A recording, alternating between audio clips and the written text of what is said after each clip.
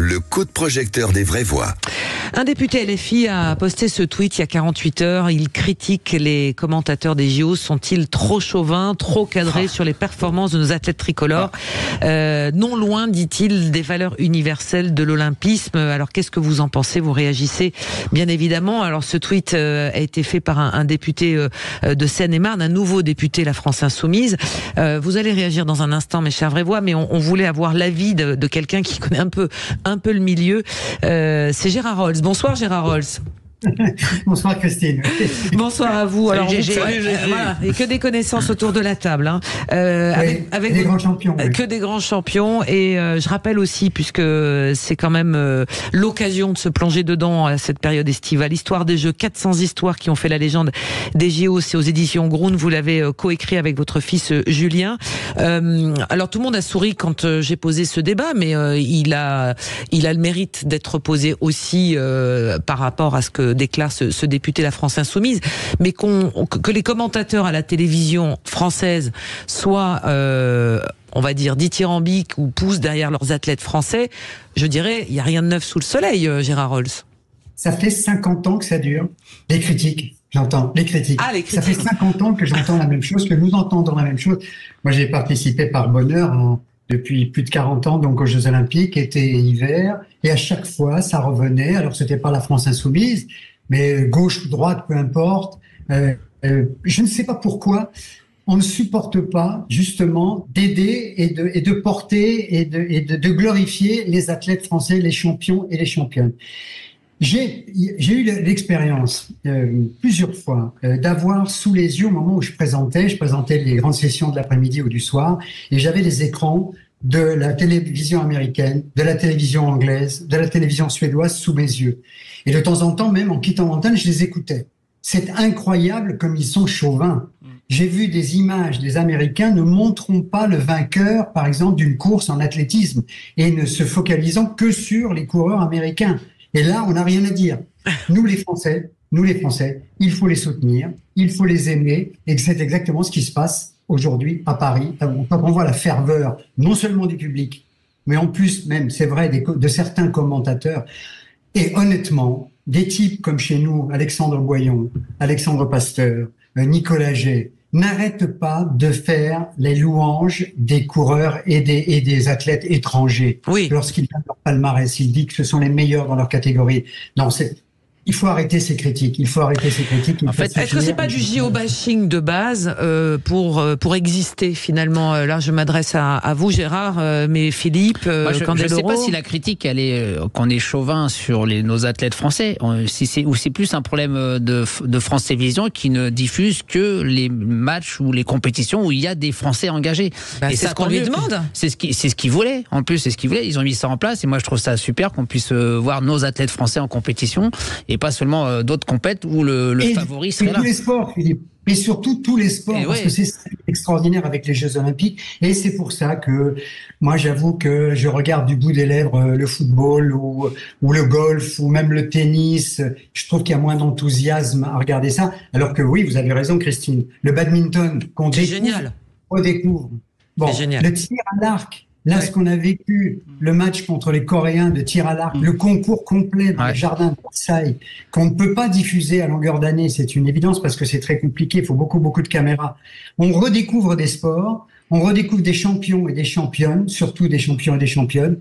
Coubertin, il doit se retourner dans sa tombe, avec la parité qu'on a cette année, d'avoir autant de femmes que d'hommes chez les participants. Ça, c'est génial. C'est tous les sports. Alors évidemment, oui, c'est vrai que France Télévisions montre, par exemple, les régates, là, en 49ers, on va avoir, les deux Français sont en tête du classement. On va sans doute avoir une médaille. C'est extraordinaire. Pendant l'année, on voit pas les courses de voile comme ça en direct.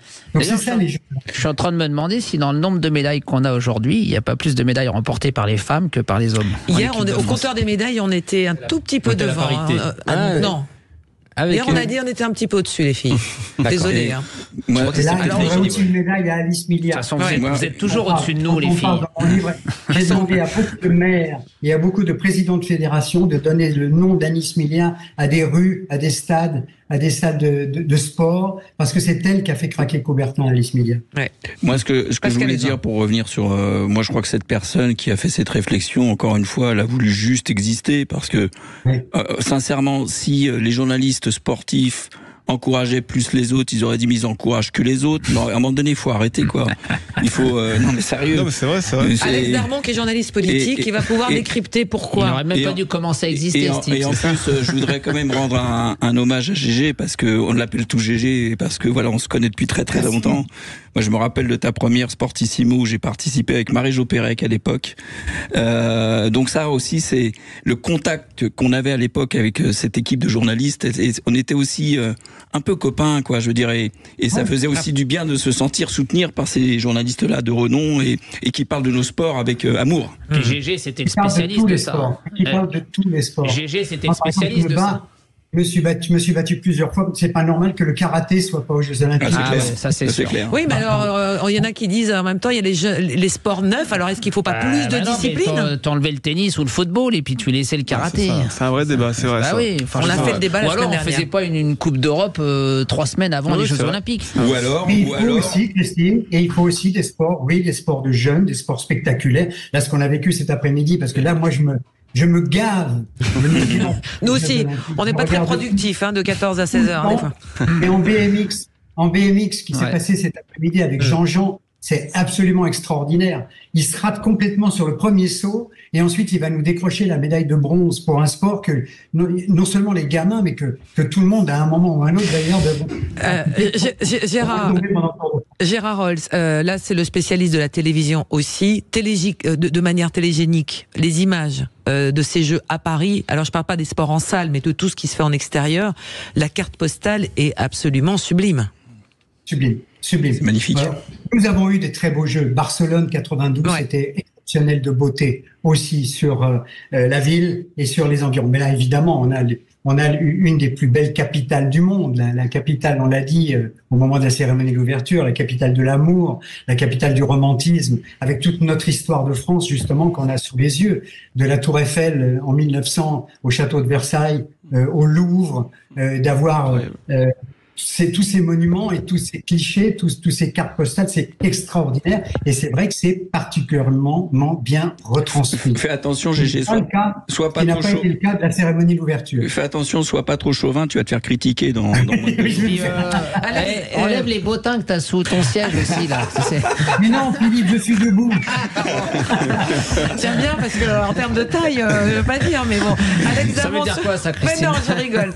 Alex Darmon, sur la politique, enfin sur cette, on va dire, cette spécificité là, particulièrement française, de critiquer. Oui, de critiquer et d'être chauvin aussi. Et le sport. On est chauvin et on est français, c'est très bien comme ça. Moi, je parle pas de chauvinisme, je parle d'émotion. On parlait de BMX il y a quelques secondes, j'ai regardé l'épreuve de BMX, celui qui commentait, il était dans l'émotion avec nous, il disait il va avoir l'or, et puis finalement il va avoir l'argent, et puis il a que le bronze. Mais c'est aussi ça, commenter. C'est aussi ça, de driver des gens qui regardent avec vous une épreuve sportive. Donc politiquement, effectivement, il faut exister pendant l'été pour ces députés qui viennent de se faire élire, pour certains, en tout cas, et pour celui-là. Et d'ailleurs, moi j'aimerais bien l'entendre, ce monsieur, ce député on l'a invité. Antoine Mazère l'a eu ce matin au téléphone.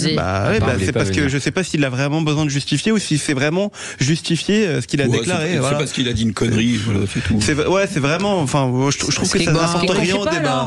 Non, c'est intéressant, mais ça n'apporte rien au débat si vous n'avez pas justifié votre propos. Si vous n'avez pas expliqué pourquoi vous dites ça. Gérard Rolls nous l'a dit au début. Dans les autres pays, c'est certains qui font pire que nous. Et parce qu'ils veulent que leur pays gagne. La télé américaine, ils sont 1500 dans Paris pour travailler pour ces jeux. Et il n'y a que ça qui les intéresse. Et voilà. Les Américains. Et ils veulent gagner. Et nous aussi, on veut gagner. On peut se poser la question, on doit se poser la question, qu'est-ce que c'est qu'un bon commentaire? Un bon commentaire, c'est à la fois des informations, je fais le portrait, je donne des informations sur l'athlète ou femme ou homme qui va participer, et tout le reste, c'est de l'émotion. Vous avez 100% raison. Tout le reste. Regardez dans le passé, les grands du passé, les Roger Coudert au rugby. Moi, j'ai le doigt cassé. C'est à cause. C'est grâce à Roger Coudert. J'ai joué au rugby en écoutant faire les commentaires, simplement, même avec ma petite taille. C'est ça un bon commentaire, c'est de jouer sur l'émotion, c'est de mettre du stabilo, c'est de mettre de la musique et c'est de nous remplir d'émotions, comme savait le faire Patrick Montel, par exemple, si bien avec l'athlétisme, ou comme le fait de temps en temps Alexandre Moyen. Ou Thierry Roland sur la fin de la Coupe du Monde de foot. C'est ce que j'allais dire, la difficulté, c'est que des commentateurs comme Gérard, comme Nelson, c'est des gens alors c'est difficile parce que ça laisse pas la place à des nouveaux qui arrivent pour commenter.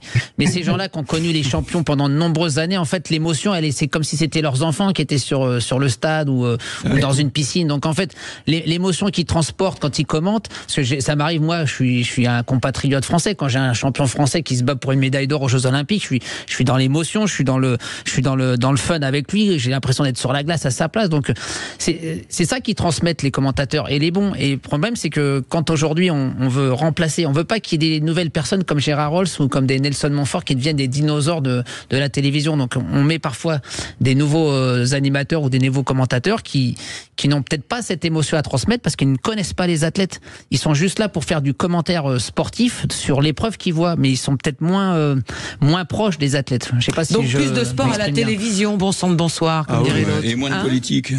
Un peu plus. Et là, ils ont du sport à l'Assemblée nationale.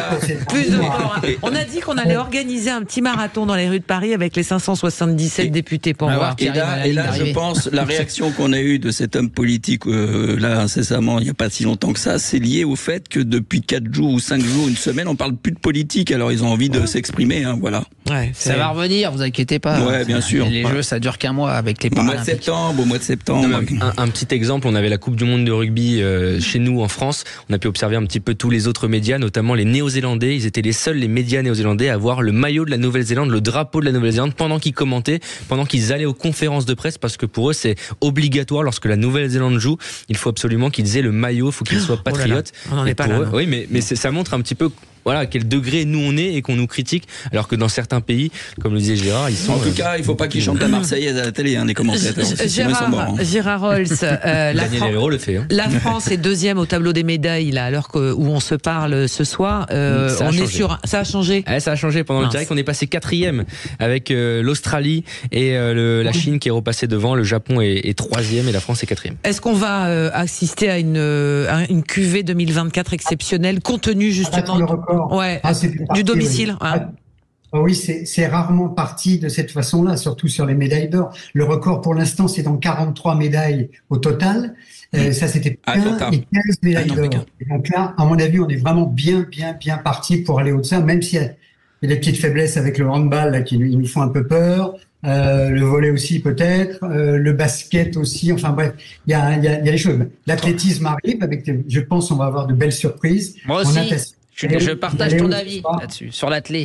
Je partage ton avis, Gérard, sur l'athlé. Je suis sûr qu'on va avoir de très belles surprises. J'ai une question. Est-ce que toi, tout comme un peu nous ici, entre moi et Pascal, est-ce que t'as encore tes entrées aujourd'hui pour assister à des épreuves en live ou t'es obligé de faire la manche toi aussi?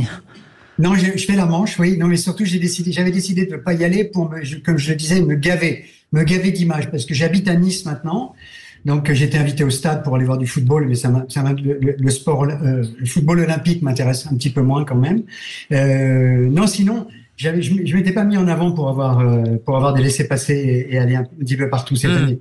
Je voulais, c'était tout voir. Pour l'instant, j'avoue que je me régale au plus haut niveau de 10h à pratiquement minuit le soir. Oui.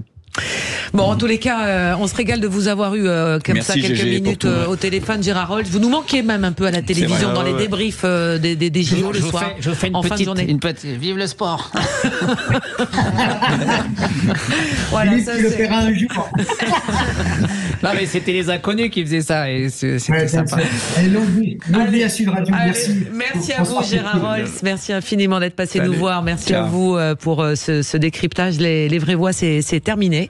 Cette session, on se retrouve demain 1er août. On bascule sur le mois d'août.